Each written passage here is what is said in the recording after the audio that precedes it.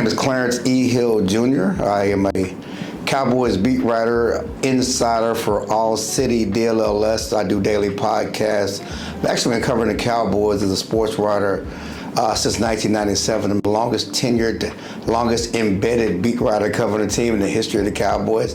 I think they call me the Jinx because the Cowboys have not won but 4 playoff games since I took over.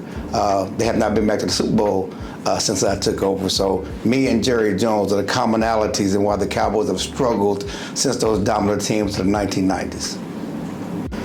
In regards to community involvement, I'm a connector, and I'm a relationship guy. I grew up in a small town, Schulenburg, Texas. Everybody knowing everybody, leaving your doors wide open. So I believe in connecting with people, being homey with people.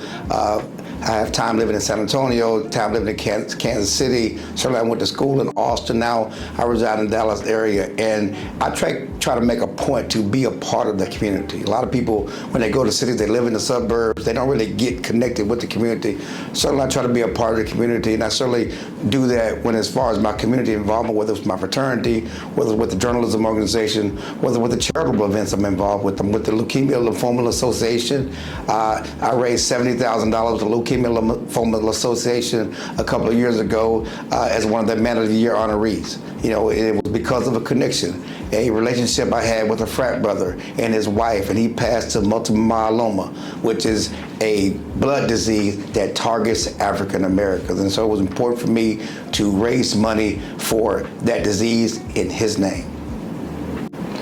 I don't know if I've had an aha moment.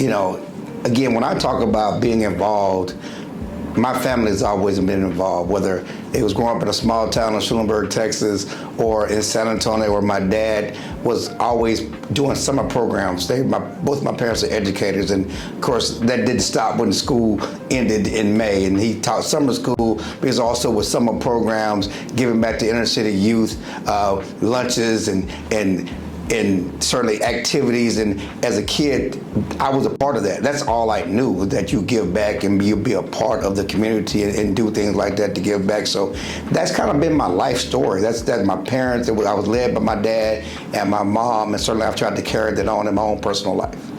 There are messages I want to leave is to live your creed. Just don't talk about it, be about it. Don't just talk about it and know information. Well, that's, as a fraternity member, I talk about people who understand information, know information, but they don't live the principles. Certainly as a Christian, you know the Bible, but are you living out the teachings of Jesus Christ on a daily basis? Please live your creed. That's important. That's something you need to leave a legacy with, so people can see your outward sign of your inward grace.